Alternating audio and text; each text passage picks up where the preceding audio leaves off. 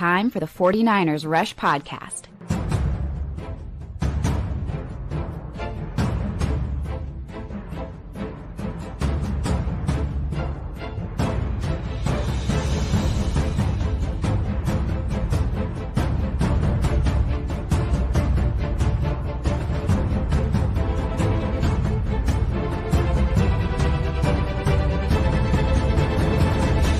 And here's your host, John Chapman.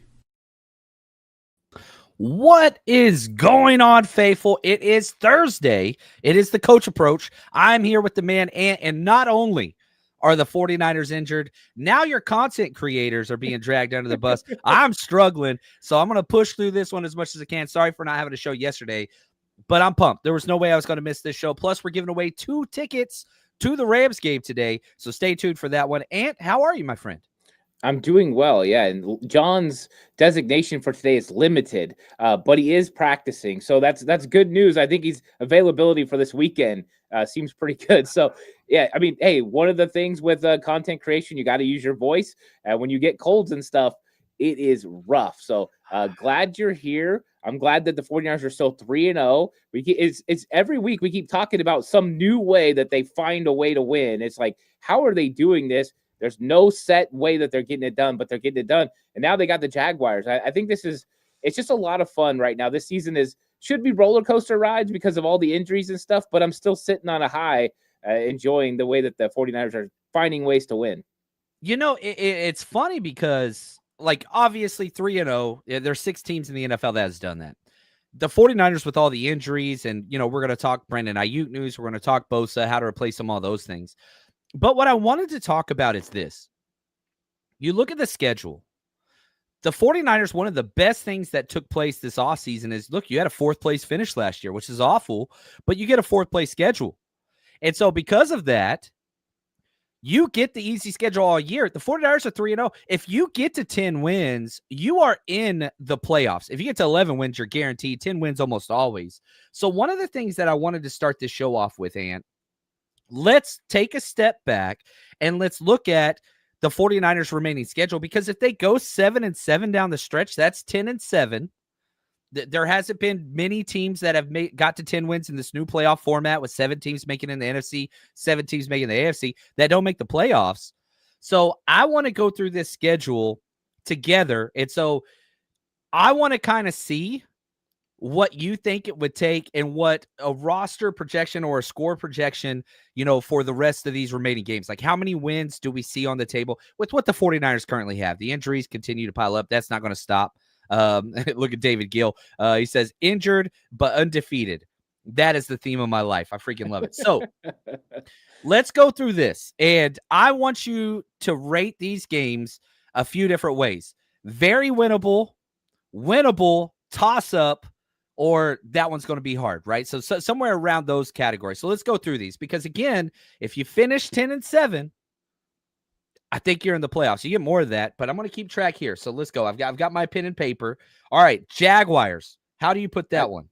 I think it's winnable. I think it's very winnable for the 49ers. Jaguars have been playing pretty good, but, you know, this is still a good matchup for them.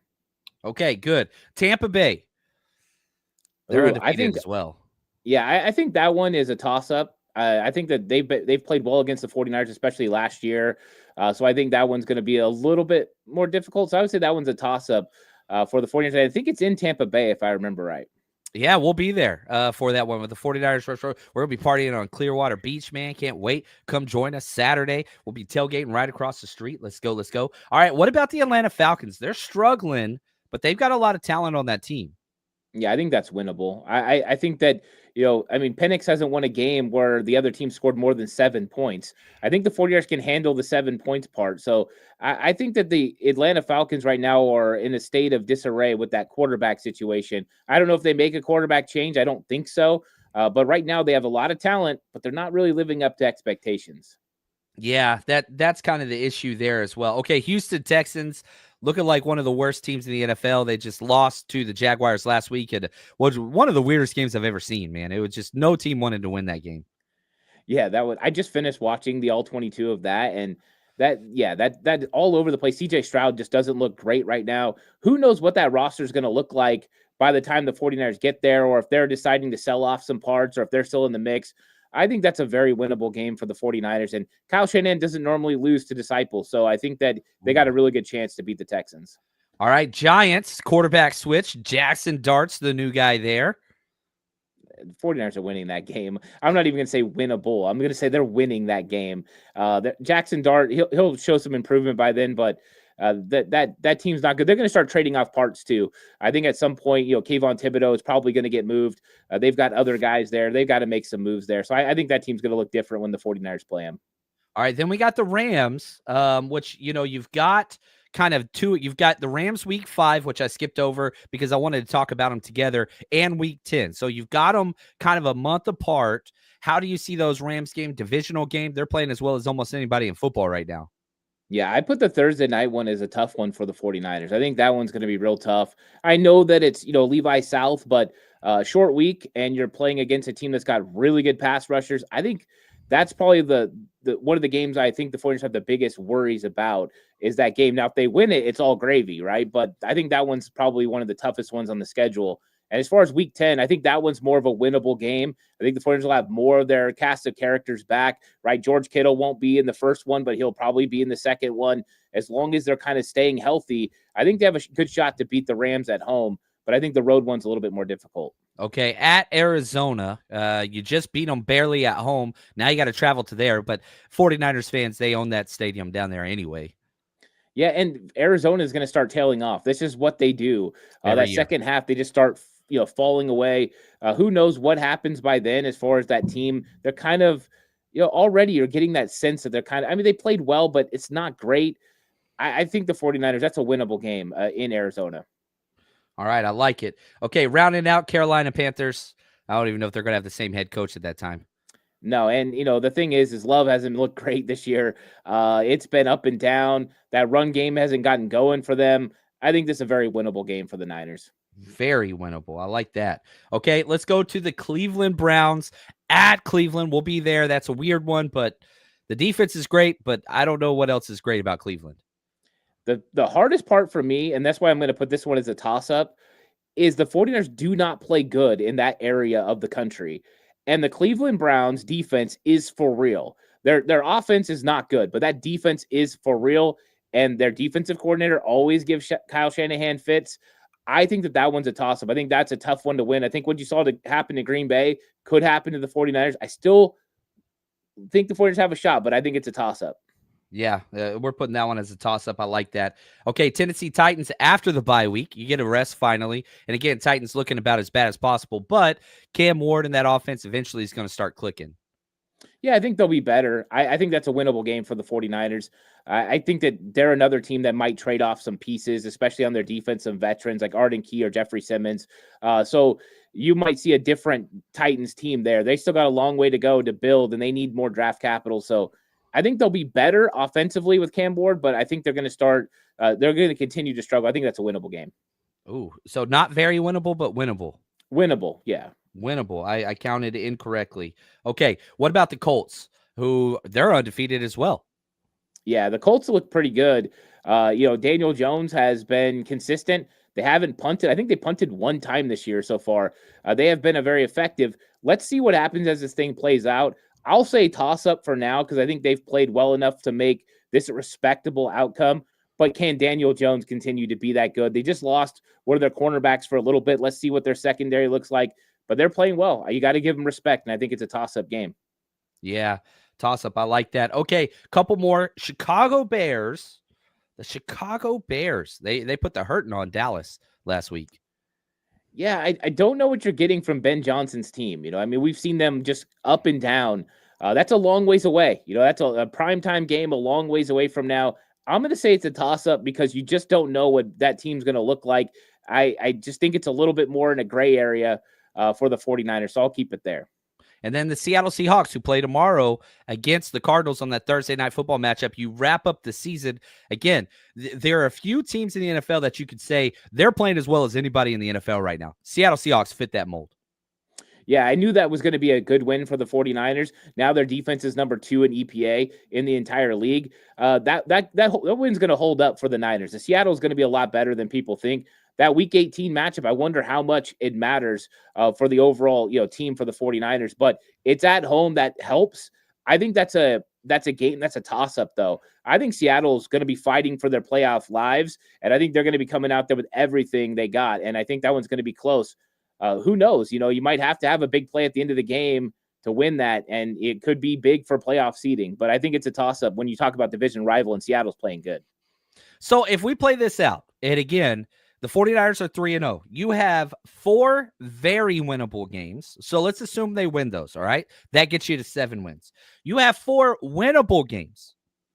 So, like, I don't want to throw those in there. You have 5 toss-ups and 1 difficult. That at Rams Thursday night game, which we're about to give tickets away to here in about 5 minutes. So stay tuned for that if you bought entries to that.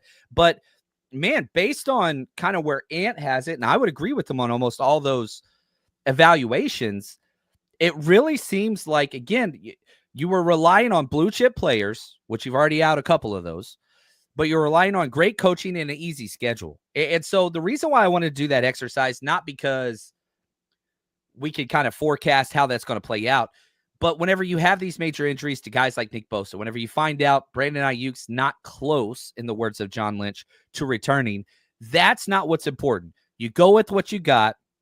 If you make it to the dance in the playoffs, you get to those 10, 11 wins, then you're cooking, get to the playoffs, and who knows what could happen once you're in the dance. It's kind of like that March Madness mindset. And Ant, you've been a coach. Like, you win your division, you take it a game-by-game approach, but you make it in there, you get in the playoffs, who the hell knows what could happen? Eli Manning has 2 Super Bowl wins as a 6 seed, right? So, like, you just got to get in. Yeah, I mean, that's it. That's all you have to do is get to the dance, and then anything can happen. And for some teams, that's when they click, is down the stretch. It's not like who gets hot, it's who's the hottest when you get there. And some teams, they cool off down the stretch. They're on cruise control, and you get this team that had to fight for their lives to get there. And 49ers were one of those teams in 2021. They almost got all the way to the dance from that last playoff seed. And so we've seen this in recent memory for the 49ers. It's all about how you're playing when the time comes. And hopefully you get all these guys together and the offense starts looking better. And, one of the key factors I think a lot of times people aren't taking into account is I like Mac Jones, but Brock Purdy is a starting quarterback, franchise quarterback of the 49ers, and they won 2 games without him. That is a different level of playing undefeated. And I think when you look at the numbers, it kind of supports why. Teams right now are playing the 49ers differently because of Mac Jones playing quarterback. And Mac's done a great job. And I'm very happy that we have him as a backup. But make no mistake, this offense is better with Brock Purdy at quarterback. And if he's playing against the Jaguars or beyond, we're going to see this offense take an uptick. And that's what's important. You're also adding in Demarcus Robinson. They're getting bodies back, which is huge for this team. I freaking love it. Look at RTP FTW in the house. Great point, Ant. I love it. I'll tell you what. Let's do this. Let's give away some tickets. This is for 2 tickets to the 49ers at Rams, October 2nd. This is the Thursday night football game at SoFi. For all the people that bought entries, I want to say thank you. Every single penny raised goes to Bruno and his family, 3-year-old fighting through leukemia. He's an absolute beast. So you can kind of see all the entries over here if you want to scroll through that. But I'm going to shuffle it just to make it a little bit more random. I'm going to shuffle one more time. This is a live spin. We're spinning it once. And if they're not here, that's okay. I have their contact information. Here we go for 2 tickets to go see the 49ers at Levi South. And the winner is none other than, I like the name, John Sanchez. I got to write this down just so I don't forget it, just in case. So shout out to John Sanchez. Thank you to everybody who supported a great cause.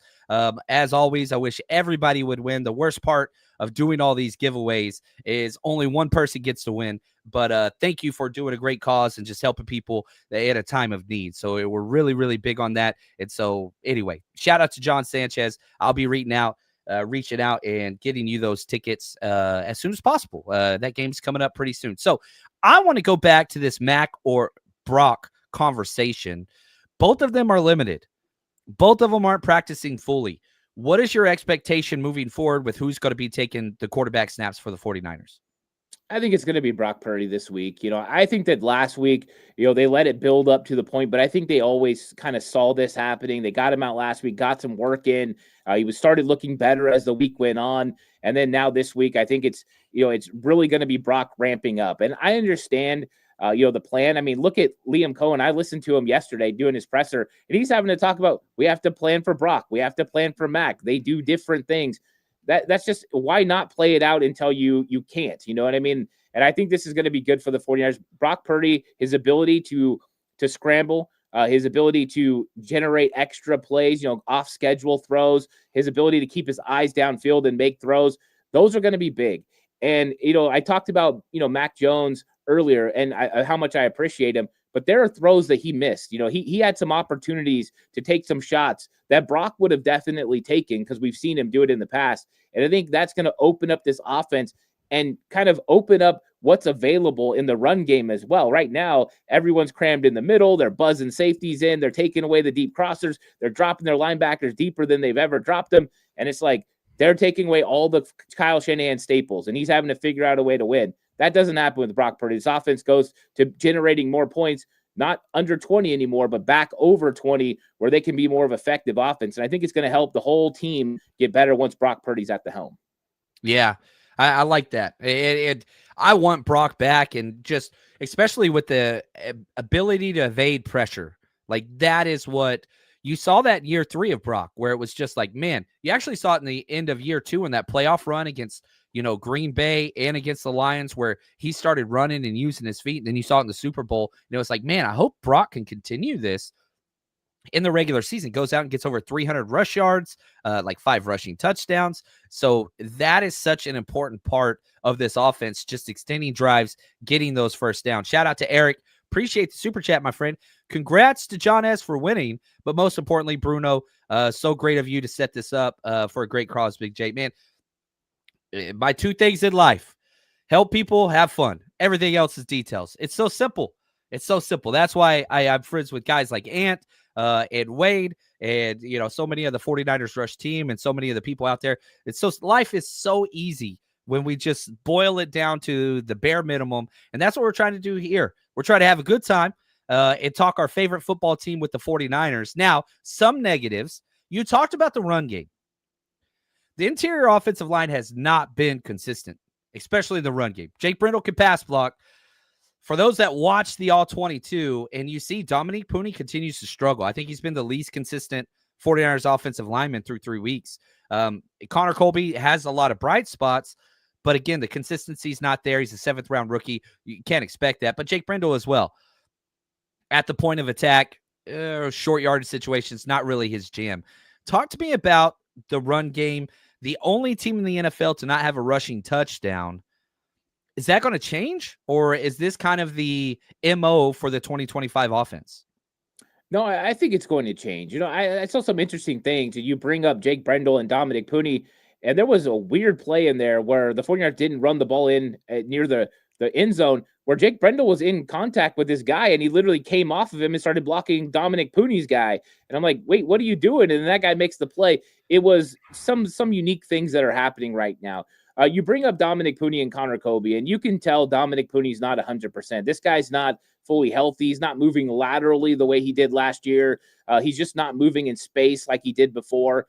And I think it's very much injury related. And I think at some point, hopefully he'll start to get a little bit healthy. You don't know if guys can get healthy when they're playing injured. But I think that's been a little bit of an issue for him. And so this run game, it definitely hasn't been all based on defense. Some of it's been on the personnel not executing. I think sometimes it's those interior offensive linemen that you brought up. Sometimes it's those offensive tackles.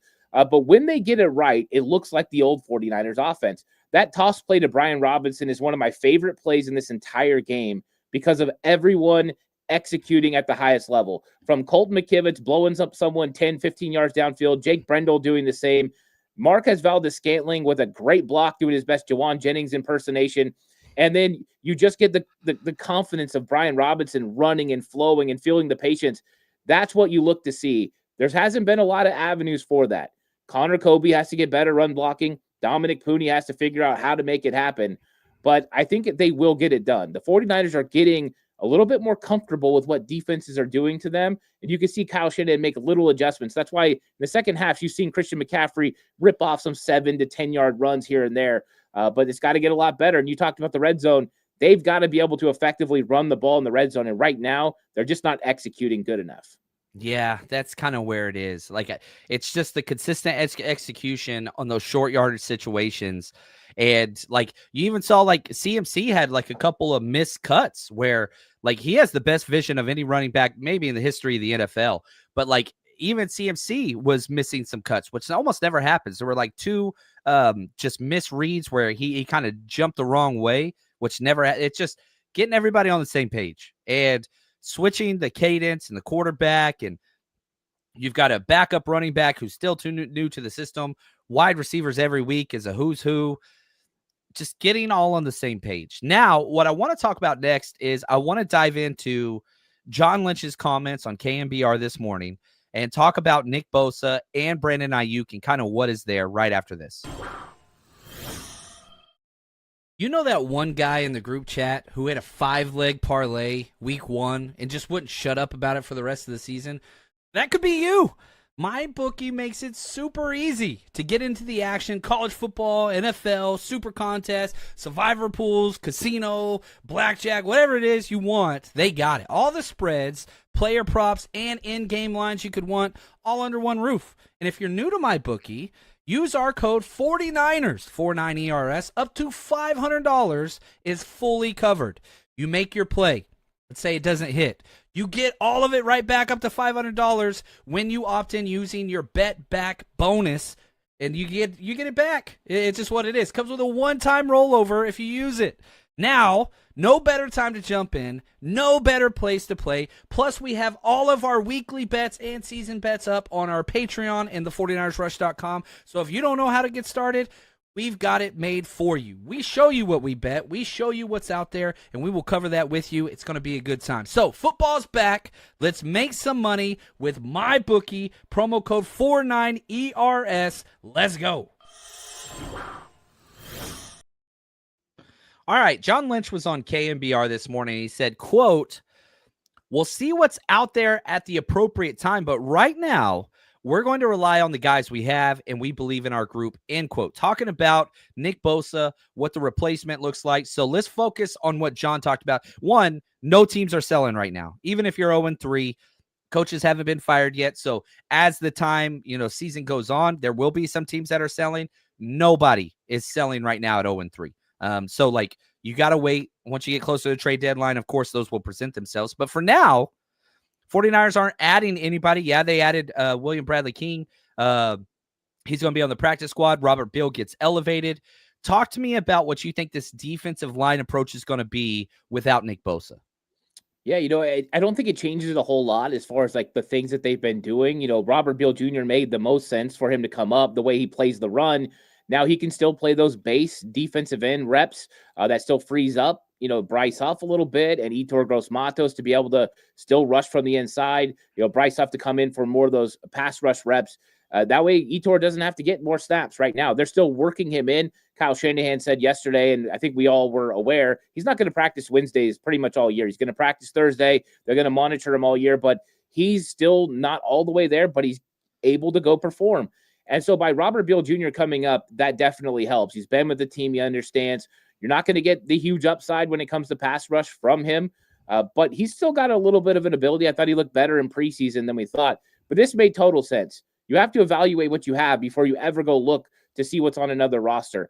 And over the next couple of games, I think they're really going to evaluate this defensive line and how they're able to generate pressure. All it does is give other opportunities to other guys. And now you're going to see Bryce Huff be the focal point of the movement. You're going to see him line up over the center sometimes. You're going to see him out wide on each side, or sometimes they're going to run certain types of games up front to generate opportunities for him.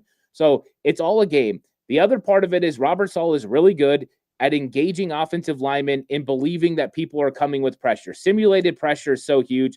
Last week we saw Fred Warner and D. Winters show and even go forward and get those guys to bite and then bail.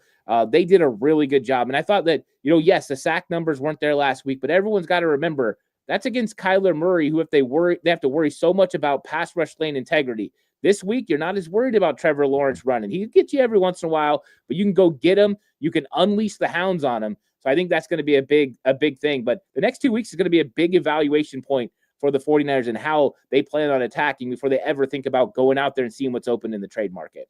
Yeah, and shout out to Ben. That's how these next 2 weeks play out. It's going to affect what the Niners do for a trade. Because if you're 5-0, then all right, let's do some crazy business. Let's figure that out.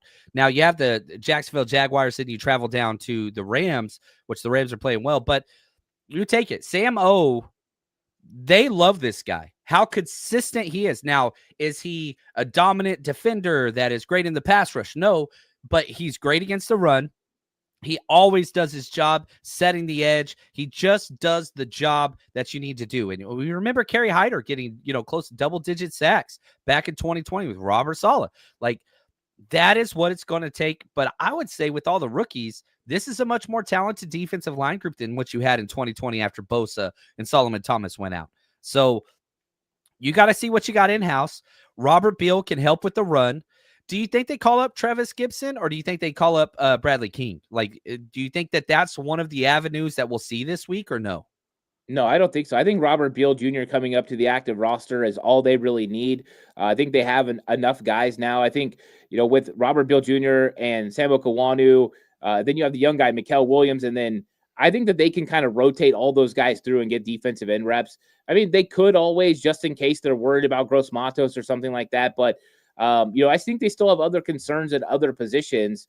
And so I don't think they ultimately have to bring up a defensive end, but I love the fact that they still have Gibson. I think Gibson could come play consistent play right now. I had called for Robert Beal Jr. to be the guy. I mean, he's the one that made the 53. He's the one they're probably the most high on, but Gibson was definitely, I'm sure, in the conversation because he played really well in the preseason. It's good the 49ers have so much depth at defensive end. They are insulated. Now, you never replace the production of Nick Bosa, but as far as bodies, you have guys that are capable NFL players that can go get reps and snaps, and that's ultimately the only thing you can hope for right now.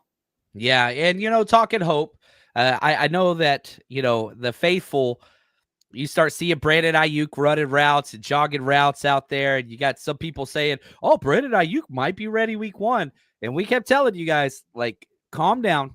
It's October, November at the earliest. Well, John Lynch comes out and says, quote, Brandon Ayuk is not close, end quote, to returning. He went on to say, quote, there haven't been any setbacks. There's different levels with the ACL. Brandon had a significant injury. There's no absolutes on these things. He's got to continue to hit markers. When we have some more info on that, we'll be forthright with it, end quote. What are your thoughts on Brandon Ayuk? Like November, maybe? Or is it even worse than that? I think probably the end of October, early November, they open up his window, allow him to come and practice. I think that's kind of the marker we've all been looking at because I would put him coming back right before Thanksgiving. I think that that's realistic, for Brandon Ayuk. But also, if the team keeps winning and they're winning the way they're winning, it also lessens the pressure of the Brandon Ayuk comeback. You can let this guy take time to get better and keep working in and allow that knee to get even further along. So I think that it right now, the 49ers and the fact that they're playing well as far as winning, it helps that kind of that process. But I always thought it was into October, early November for Brandon Ayuk to potentially start coming back and ramping up. And I still believe that today, but it is fun watching him run routes. I mean, he's definitely at least trying to get himself back as soon as he can. Yeah, and you got to remember, so the process, once the 49ers activate that window, it's a 3-week window.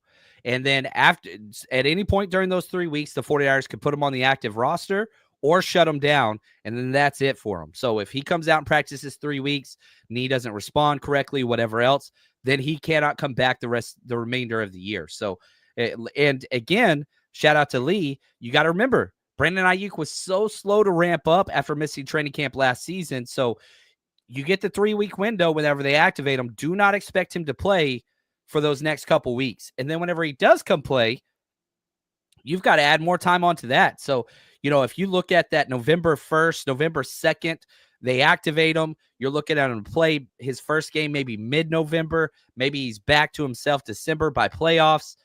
That's what the 49ers are kind of hoping. That's what you're kind of hoping for. Now, there is other players that are out. including Malik Mustafa. Shout out to Ben and Matt Barrows of The Athletic. Ben says Barrows reported Mustafa was going through an intense workout at the last practice. I bet they opened his window after the Rams week, that mini bye. Oh, could you imagine this defense with Marquise Siegel and freaking Malik Mustafa as your two safeties? Oh, that's the stuff dreams are made of, man. It is, because then Jason Pennick is freed up to be that big nickel.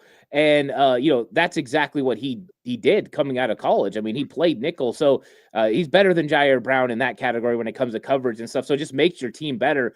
But the guided missile of Malik Mustafa, adding him to Siegel, who's already been phenomenal. I mean, that play made on Kyler Murray in the fourth quarter is so good. He's the single high safety, and he's going to match Kyler Murray downhill and make the tackle in open space to prevent a gain on the play, and the 49ers end up getting the huge stop. Marquise Siegel has been so good this year. He has just been so good, and adding him to Malik Mustafa is going to be absolutely fantastic. Yeah, I like that. And then, I got a question in here about Kittle. Kittle's already missed 2 games. So theoretically, Kittle could come back after that, what's it called? The Rams game as well. But it doesn't mean he's assured that. Usually hamstrings are 4 to 6 weeks. That would be the 4-week primer. But yeah, Kittle can come back anytime after that Rams game. He can come back. And so hopefully sooner than later. You need some of these guys back. The attrition that is taking place because of injuries all up and down this team, it's not going to stop. The 49ers, the NFL, 100% injury rate, you're going to get more injuries. It would be nice to go through a game and not deal with injuries, but shoot, yesterday at Wednesday's practice, you had 15 players listed on the injury report of your 53. Now, some of those are veteran rest days, whatever else, but still, that's a lot of injured players, and it's not going to stop anytime soon. Like, people need to understand there are going to be more injuries, and I know there's like this traumatic, oh, great, who's next? Oh, great, who's next? Oh, great, who's next? It's not going to stop. Yeah, injuries are just the name of the game. You just have to continue to work through them. And that's why football has the next man up mentality, because you just can't let injuries affect you, or it's going to completely ruin your season. You kind of get into that woe is me type mentality, and then things just spiral out of control. But if you feel like the next guy is just given an opportunity, and how many guys have we seen across this league that when given the opportunity ascended to being better than the guy in front of them? And so this happens sometimes. It's not always the case, but with injury sometimes comes opportunity. Now, you never want to lose an all-pro, right? It's not Nick Bosa type guys that you expect that from, but it does give Mikael Williams extra opportunity to go out there and make more plays. He's going to be featured more. He's going to be less of a complimentary player like he's been right now. And boy, has he been one heck of a complimentary player. But this is just something that happens. And yeah, there's going to be more injuries. Hopefully, they're not as significant. Hopefully, they're not season enders. But this is just the name of the game when it comes to the war of attrition that is NFL football. Yeah, it's bad. And, yesterday, shout out to Kyle. He says, JC, do you think anything will come from the Shiloh Sanders workout? His tape at Colorado, he fits the 49er scheme. What he's best at is coming up and thumping. He's a hitter from that safety position, great in run support, not the best cover guy. Definitely got some attitude issues. You saw that in, his one game this year. So I don't think that they'll add him, but it's just, let's see what's out there. You're not missing any safeties. Nobody's hurt, but it's just like this would be a name if something did happen before Malik returns that you could call in for some help. The 49ers do that where they just recycle basically. Let's build out our pro personnel sheet where we know each position just in case if a guard goes down, if a defensive tackle goes, if a coverage linebacker, where you have a spreadsheet of 3 to 4 names at every single position. That's what these workouts are. So I'm not the biggest Shiloh fan. Sorry, I just spit on my mic. I'm not the biggest Shiloh fan, but he does fit the scheme. I will say that. I am anti-Colorado almost everything, but every time Colorado plays, they left the Big 12. I will never forgive them. They caused this whole mess, them in Nebraska. Whatever. I don't want to go too far down the college football rabbit hole. Florida State joined the Big 12 in women's volleyball. Did you see that, Ant? I did not see that. Yeah. Is that a precursor? Are you guys going to be going to the Big 12? Florida State? I know they won out of the ACC. They've wanted it for a couple of years now. So, but they're kind of locked in with all the TV deals and stuff. So it's very tough to get out. Oh, all right. Now, I want to transition now and talk Jaguars, okay? So what we're going to do now is we're going to go through and what is the path to victory against the Jaguars this week right after this. 49ers Rush Road Trip is going into its 6th year with over 40 events at road games. If you are traveling to see the 49ers play this year, you got to come party with us. And on top of that, we give games, trivia, giveaways. We've partnered with TickPick this year. All you have to do is search 49ers Rush on any of the TickPick sites, apps, you name it. And on top of all of that, best dressed, giveaways, autographed jerseys, kids are always included, and get in for free with a ticketed adult. And a lot of times for select cities, we will have 49ers legends come out and you get to meet and greet them and get an autograph. Navarro Bowman, Frank Gore, Patrick Willis, Fred Warner are all players that we have worked with in the past. And trust me, if you want to build the 49ers community, you're traveling by yourself, we got you covered. 49ersRushRoadTrip.com.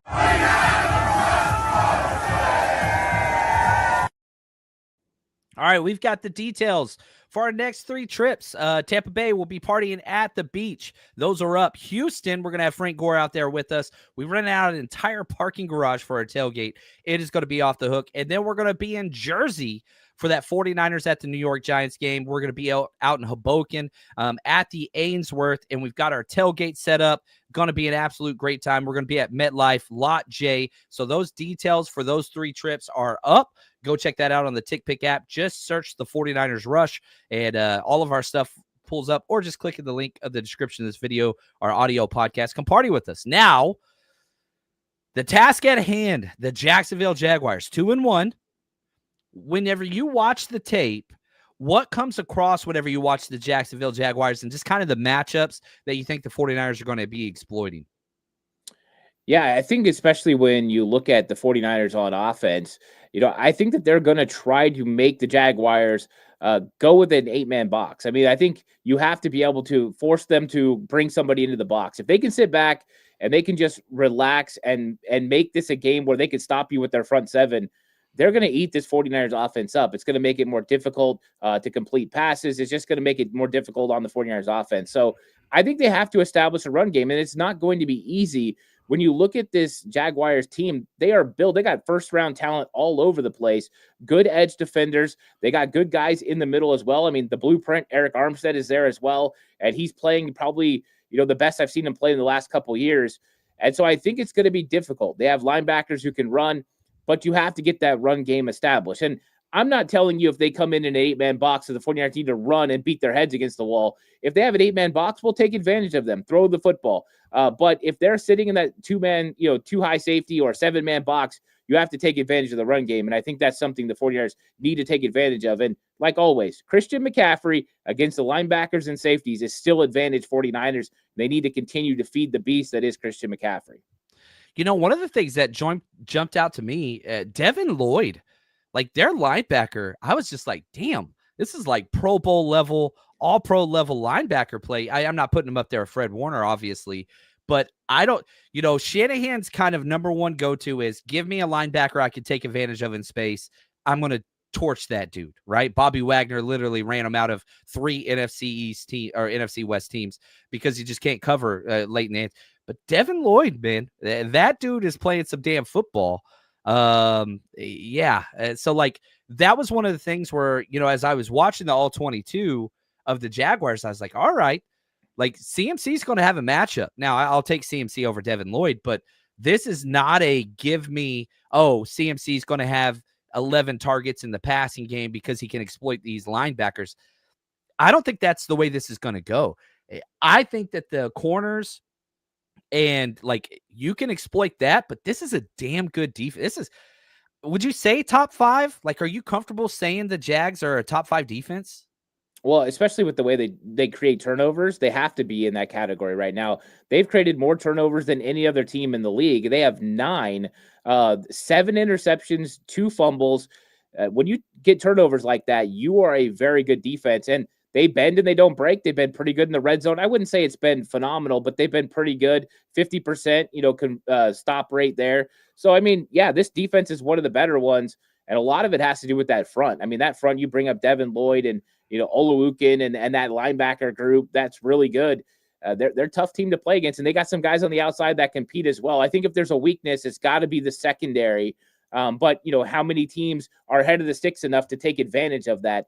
It's been tough for a lot of teams, and we saw CJ Stroud struggle. Open receivers, opportunities, and still the Jaguars make plays when they have to. Right now, they're very opportunistic. Yeah, now the flip side, that Jaguars offense is awful. It is so bad. Like the most drop passes. Yeah, Brian Thomas Jr., I think, PFF has him ranked the 104th out of 114 wide receivers. Drop passes, scared of contact. Now, he's amazing. You get the ball in his hand, he's a touchdown waiting to happen. But Travis Hunter, he's just playing slot and just sparingly. Like, they're not – I don't know. This offense is just bad. Trevor Lawrence is not a good quarterback. He's not a bad quarterback. He has the highest rate 4 seasons in a row. He has the highest target share to his first read in the NFL, 4 consecutive seasons in a row. And this year, he's even higher than he's ever been in the rest of his career. Like, he's a one-read quarterback. The improvisation's not there. He's not progressing through his reads. They literally brought in their head coach just to get better quarterback play, and he still doesn't look great. Now, the drops aren't helping. They lead the NFL in drops. Like, this offense is just, it's just gross. It's gross to watch. I don't like it. It's not pleasing to the eye. I don't know. I don't think that you really have to do anything crazy exotic. You just go play your game. They're going to give you chances to shut them down because they're just not consistent. Yeah, I mean, right now, it was funny. Liam Cohen talked about this yesterday in his presser that, the 49ers are going to sit in their 2-shell. They're going to sit. They play more quarters than anyone else. 2-shell quarters look than anyone else in the NFL. And that's exactly what they're going to do in this game. They're going to force the Jacksonville Jaguars to prove they can run the ball. Jacksonville was really good in week 1 against Carolina, over 200 yards on the ground. Phenomenal game. It came down a little bit against Cincinnati, but they had so many opportunities because Cincinnati had an injury at quarterback. Last week, it came back down to earth, 84 yards against the Houston Texans. And, DeMeco Ryan's similarities on defense give the 49ers an advantage where they can look at it and really have an understanding. They even know some of that personnel. So I think that the 49ers are going to come in this game. They're going to look to stop that run of Travis Etienne and Michelle Tootin with 7 men. And if they can do that, they're going to make it very hard on Trevor Lawrence. And then they're just going to sit back. You guys are going to see completions this week. They're going to throw things underneath, and they're going to rally to tackle, and they're going to say, Trevor Lawrence just can't consistently put together 10 to 12-yard drives down the field. He's going to make a mistake. He's going to throw an incompletion. He's going to throw an interception. He's going to take a sack. And that's exactly what the 49ers did to Kyler Murray last week, and that's exactly what they're going to do this week. You're going to take a big-time quarterback. Someone like a Matthew Stafford is going to have to be the kind of quarterback that can do it. I don't think Trevor can. And the pre to post-snap read changes that Saleh can do to Trevor Lawrence could create some opportunities where he doesn't come off his first look like you talked about, and the 49ers end up with the ball in his hand. Maybe they will break the streak. It's been since last year, week 11, that they had an interception. Maybe it changes this week. Yeah, he's got 4 interceptions thrown, and there's just like 5 to 6 passes a game. I've watched 2 of Trevor where I'm just like, what the hell is he doing? I don't know what he is doing. Like, the consistency is just not there. So if he has to be consistent. Now, I will say this offense could put up 30-plus points. If they're on, watch out. Like, they have explosive players everywhere. Brenton Strange, I think he's like one of the dark horse, like, quality tight ends in the NFL. He's been awesome. The run game is good. Michelle Tootin, who, was everybody said is a Kyle Shanahan running back. He's been in a non-contact jersey all week. So what's that look like? I do expect him to play. But I do think the Niners defense, even without Nick Bosa, they have the drastic advantage here. They should be favored in this game. And I don't even care who the quarterback is. They should be favored. But Mac Jones was their backup quarterback last year, right? So, like, there's a lot of parallels there. That's going to come through. But the 49ers are the better team. They're the more consistent team, and they're not shooting themselves in the foot near as much as this Jacksonville team is. Now, you want to say better defense? That could be a coin toss. Like, they have a lot of talent. That defensive line is as good as anywhere in the NFL for the Jacksonville Jaguars. So be who you are. Be consistent. Don't shoot yourself in the foot, and you're going to be in a position to win this game at home and improve to 4-0. And you're favored. You're favored for a reason. You're a better team.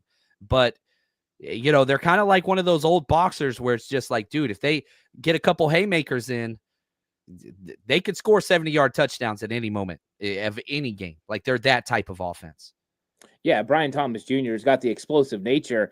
His thing is he dropped 4 footballs last week and then had 1 catch for 46 yards. And then you look up and his numbers look decent, but really it wasn't that big. He just came through at the biggest moment, though. The last drive, he really did come through, but they could be without De'Ami Brown. He hurt his shoulder last week, had to leave the game. He's not practicing so far this week. That could be a huge loss. He's been the number 2 receiver for them. He's really been the most productive, in my opinion, for that wide receiver room. Travis Hunter hasn't really been very dynamic. He's only got the ball a few times this season.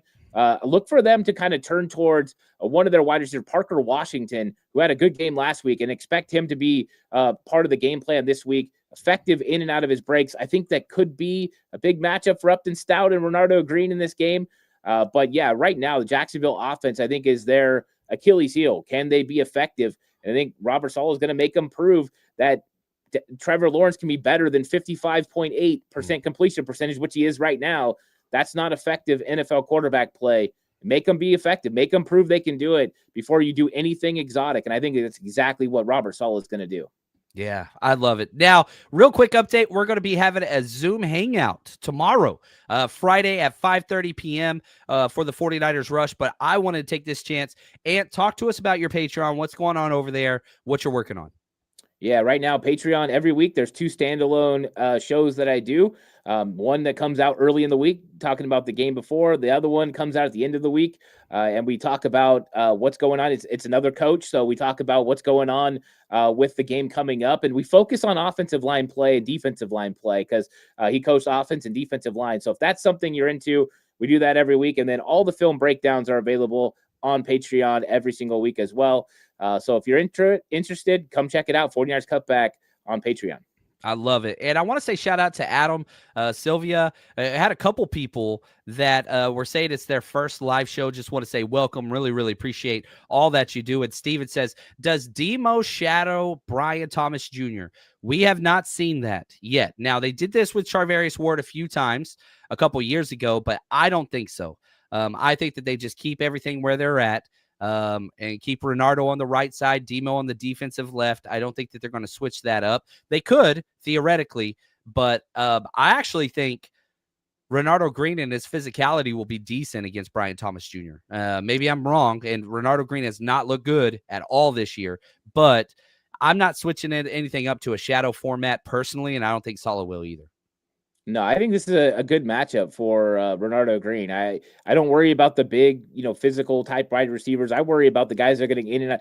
I worry about Travis Hunter against Renardo Green more than I worry about, Brian Thomas. So I think that he's going to be just fine. I don't think they need to shadow. In fact, I don't see any wide receivers coming up that De'Ami Lenoir is going to have to move around. And Renardo Green's going to get better. He's going to get more effective and more efficient. He still hasn't been too bad. It's penalties have been the real bugaboo for the 49ers secondary. But when you look at their numbers, they have been effective. I think Upton Stout gives up 22 yards a game right now. Renardo Green is the weakest. He gives up 39 yards per game. And how about Demo? He gives up 11 yards per game. Pretty darn good from that secondary that's given up just over 160 through the air anyways. And guess what, guys? That's starting 2 rookies in the secondary, one at safety and one at nickel corner, and 1 second-year man in Renardo Green. Pretty darn good. That's freaking awesome. All right, guys, you heard it here. The path to victory of the 49ers against the Jaguars. Do what you got to do. You stay true to who you are. Execute. Get some turnovers. That would be nice. But you are the better team. Go out there and prove it at home. I'm excited about that. And just want to say thank you for all you do for the community. You are the best. Everybody go subscribe to 49ers Cutback. Check out that Patreon. And for us, that's going to do it for us on this Coach Approach Thursday. We got some NFC West divisional game. Who you got tonight? You got Seattle Seahawks or the Arizona Cardinals tonight? Seattle Seahawks. Seahawks are a class above the Arizona Cardinals. I know it didn't look like it week 1, but they're going to show it in this matchup against Arizona. Yeah, I'm with you there. I think this one could get ugly. But they're just playing some good football right now. I mean, that 49ers win week 1 at Seattle is a huge quality win.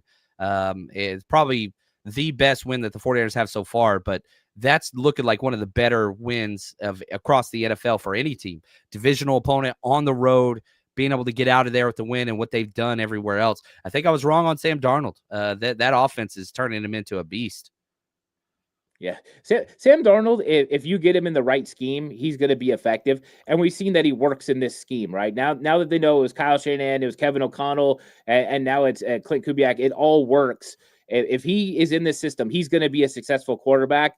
And he's got the necessary tools, and he's got more athleticism and tools than people even think he's got. It's good to see him be successful. I always root for Sam Darnold, except for when he plays against the 49ers, because I hated that he was getting so much hate for so many years because he's so talented. I want to see those guys be successful. Good to see him having some success. Just, you're not going to do it week 18. You're going to get hammered against the 49ers. I just want to let Sam Darnold know that. There you go. I think it's the permanent dumb face that he has. Like, you know what I mean? He's got dumb face. And so, like, it makes it easy. He had the ginger on top of that. It's just like, come on, man. It's what it is. But, yeah, we'll see what happens. I'll be pulling for the Cardinals. But Seattle's a better team. So that's where we're at. All right, Ant, that's going to do it for us. Really appreciate you. And to everybody else, stay healthy. Don't get injured. And we'll see you guys next time. And until then, stay strong, faithful.